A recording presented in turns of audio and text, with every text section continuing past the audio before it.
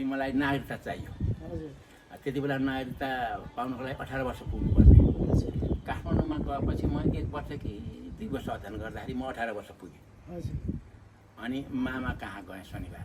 अनि मामा म त अब विदेशीमा उच्च शिक्षा छात्रवृत्ति अन्तर्गत विदेश जानुपर्ने छात्रवृत्तिमा, त्यसको लागि त नागरिकता चाहिँदो रहेछ। मलाई त नागरिकता चाहियो मामा भनेर गएँ।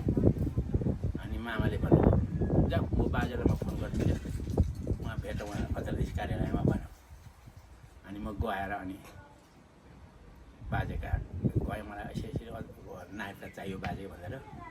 अनि सिडिओ कार्यालय त्यति बेला 4 खाल अड्डा भन्नेमा थियो उहाँ क्या, दिल्ली बजार। दिल्ली बजार, अहिले अर्कै ठाउँमा छ। 4 खाल अड्डा भन्नेमा सिडिओ कार्यालय थियो। त्यहाँ गएर फर्महरू लिएर भरेर आएँ। अनि फर्म भरेको मलाई देखाउनु भनेको थियो अन्तर्देशी बाजेले। अनि टिकटहरू पनि टाँसेको थिएँ, सबै फोटो विवरण भरेर अन्तर्देशी बाजेलाई देखाएँ। अनि उहाँले यसो हेर्नुभयो। अनि चाहिँ मैले टिकट आएछ नि, टिकट मात्रै ठ्याक्कै राइट गर्नुभयो र जानु माथि भनेर। अनि म गएर अनि सिडिओको हातमा निवेदन लिएँ। सिडिओ त मलाई के भन्छ, यो टिकट चल्दैन भन्छ। किन? यहाँ राइड गरेको छ, यो राइड गरेको हुनु हुँदैन भन्छ कि। अन्तर्देशले राइड गरेको सिडिओ चल्दैन भन्छ टिकट। अनि चाहिँ अनि मेरो पाल केही भनिनँ सिडिओलाई। सरक्कै फेरि अन्तर्देशी कार्यालय बाजे अनि यो टिकट त चल्दैन भन्छ त सिडिओले भनेर। अनि बाजे त रिसाउनु भयो आगो भएर, मैले नियुक्ति गरेको सिडिओ मैले आइन, मलाई नपताउने भनेर फोनमा हकार्नु हो सिडिओलाई। के भनेर हकार्नु हो सिडिओलाई होइन। एकदम कडा स्वभावको हुनुहुन्थ्यो कि हाम्रो बाजे मकरबार बाजे।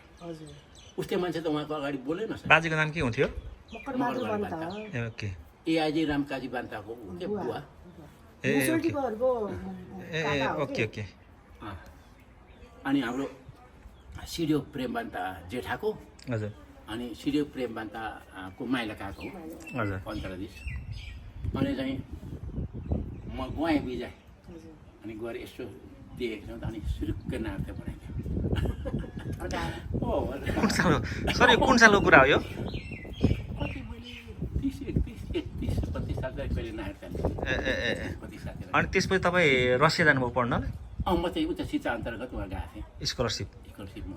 उता के पढ्नुभयो सरले उता? हाइड्रोजियोलोजी, इन्जिनियरिङ जियोलोजी, हाइड्रोजियोलोजी विषय पढायो। कति वर्ष अध्ययन गर्नुभयो त्यहाँ? 3 वर्षमा विषय चाहिँ जम्मा 4 वर्षमा 3 वर्ष विषयको अध्ययन। हजुर। अनि चाहिँ त्यसरी बाजे चाहिँ धेरै नै खराब हुन्थ्यो। उहाँ फेरि विश्व सेकेन्ड वर्ल्ड वार विजेता हुने हो क्या। सेकेन्ड वर्ल्ड वार जितेर युद्धमा समावेश भएर हाम्रो बुवाहरू बाजेहरू सेकेन्ड वर्ल्ड वार लडिवरी जितिवरी आएको मान्छेहरू के। ब्रिटिस त्यो इन्डियामा ब्रिटिस शासन गर्थ्यो नि त सेकेन्ड वार हुँदाखेरि। अनि त्यस्तो वर्ल्ड वारको उहाँहरूको विजेता तकमा पनि पाउनु भएको छ उहाँहरूले होइन। अब हाम्रो यहाँ नेपालको पनि ठुल्ठुलो तकमा पाएको होइन। अनि त्यसै कारणले राजा भन्दाखेरि राजाले केही कुरा सुन्थ्यो। अनि हाम्रो मन्त्री मामा र बाजे अन्तर्देश गर्दाखेरि जोडिनु भएको तपाईँहरूको बुवा। मलाई अब त्यसैमा खुसी होइन। यो सबै छोराछोरी हुनुहुन्छ यहाँ सबै। यो चाहिँ कस्तो नि बुवा थियो होइन, जिउँदो सहिद हो क्या उहाँ। त्यो बेलाको सत्य घटनाहरू आज चाहिँ ल यहाँ क्यामेरामा कैद गर्नु पाएँ। ल साह्रै खुसी लाग्यो। यो चाहिँ मलाई एकदमै कौतूहलताको विषय थियो कि एउटा यो टपिक चाहिँ। यो टपिक चाहिँ मेरो लागि एकदम उयो थियो कि, खोज गरिरहेको थिएँ कि दिदी मैले यो टिम्बुरबोटे काण्डको।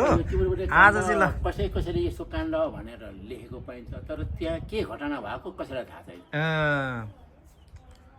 अब त्यो मैले अघि घटना भने नि त। हजुर। अब इन्डियामा गएर बिपी र गणेशमान सिंह गएको सबै क्रियाकलापहरू यहाँ काठमाडौँमा आइ नै बस्थ्यो होइन, रिपोर्टिङहरू होइन। अनि हरेक चिजको रिपोर्टिङ आउँथ्यो नि त होइन। रिपोर्टिङ चाहिँ भइरहन्थेछ। अब हाम्रो लाउरेहरूको त जता पनि कसैले उच्काउने उच्किजान्छ क्या। तिम्रो गणेशमा खास त लाउरेहरू लिएर आएको नि त उता रामलक्ष्मण भन्ने त काङ्ग्रेसको त्यो भ्याक्टर कार्यकर्ता रामलक्ष्मण के बाहुनहरू हो 2 जना होइन, तर साह्रै खुङ्काएर रे तिनीहरू त्यही तिम्रो बोटे काण्डमा मारिएको हुँदो। अब हाम्रो लाउरेहरूलाई कतिजना माऱ्यो के गर्यो को समावेश भएको थियो होइन। हस् ल, थ्याङ्क यू सर। ल जानकारीको लागि है त ल। हजुर।